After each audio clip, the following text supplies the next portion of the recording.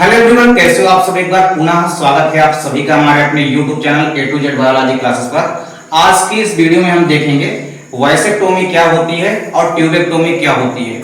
देखिए, सबसे पहले हम देखेंगे वैसेक्टोमी क्या होती है। तो वैसेक्टोमी की यदि हम बात करते हैं तो बेसिकली इसे हम वैसेक्टोमी या इसे हम पुरुष नसबंदी के नाम से भी जानते हैं।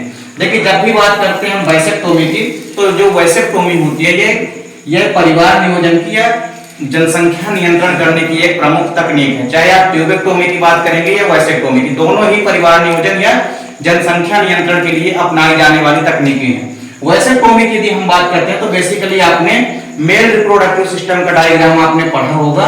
देखिए, इसमें शुक्रवाहिनी नलिका होती है, अर्थात शुक्रवाहिनी होती है जिसको कि हम इंग्लिश में कहते हैं वाश डिफरेंस। ये आप देख सकते हैं। तो इस प्रकार से शुक्रवाहिनी होती है वृषण की संरचना में दोनों साइड, तो दो शुक्रवाहिनी होती है। यदि हम शुक्रवाहिनियों को काट करके क्या कर देते हैं, बांध देते हैं, तो शुक्रवाहिनियों को काट करके यदि हम बांध देंगे तो देखिए यहाँ पे वृषण के अंदर शुक्राणु बनते हैं। शुक्राणु बनने के बाद फिर ऊपर की ओर जाते हैं शुक्रवाहिनी के माध्यम से।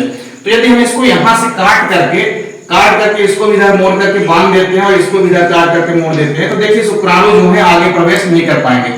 अर्थात जब स्खलन होगा तो स्खलन के समय शुक्राणु किसी भी प्रकार से पेनिस के माध्यम से बाहर नहीं निकल पाएंगे। तो कहने का मतलब यह है कि जब शुक्राणु जो है तो पेनिस के माध्यम से बाहर नहीं निकल पाएंगे स्खलन के समय में, तो यानी यहाँ पे होगा क्या कि जब शुक्राणु ही बाहर नहीं निकलेंगे तो किसी प्रकार से शुक्राणु जो है मादा योनि में नहीं पहुंच पाएंगे। अर्थात इस प्रकार से निषेचन की प्रक्रिया नहीं हो पाएगी। तो कहने का मतलब यह है कि यदि हम वैसेक्टोमी में यदि हम देखें तो शुक्रवाहिनी या वाश डिफरेंस को काट करके बांध देते हैं, जिस कारण से स्खलन के समय पर शुक्राणु जो है नहीं निकल पाते और इस प्रकार से निषेचन नहीं हो पाता और इस प्रकार से किसी प्रकार से बर्थ जो है नहीं हो पाता है। अर्थात कहने का मतलब किसी प्रकार से गर्भधारण नहीं हो पाएगा।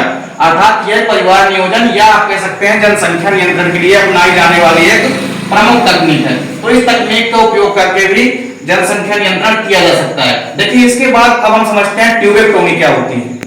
देखिए, ट्यूबेक्टोमी की यदि हम बात करते हैं तो ट्यूबेक्टोमी क्या होती है। देखिए, यह महिलाओं के अंदर अपनाई जाने वाली विधि होती है।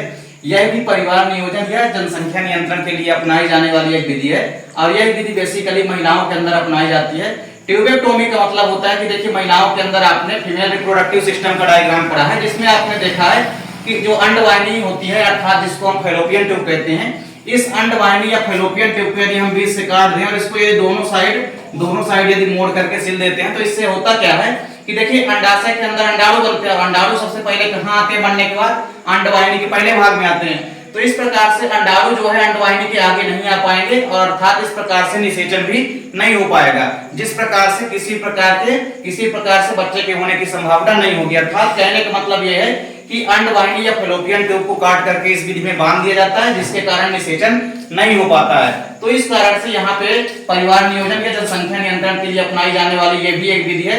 दोनों विधियां आपको समझ में आ गई होगी। इसको बेसिकली हम महिला नसबंदी कहते हैं। तो इसमें हम सबसे पहले क्या करते हैं कि किसी भी महिला की अंडवाहिनी नलिका या फैलोपियन ट्यूब को काट करके बांध देते हैं, जिस कारण से जो अंडाणु होते हैं वो आगे अंडवाहिनी में नहीं आ पाते हैं और इस प्रकार से निषेचन नहीं हो पाता है।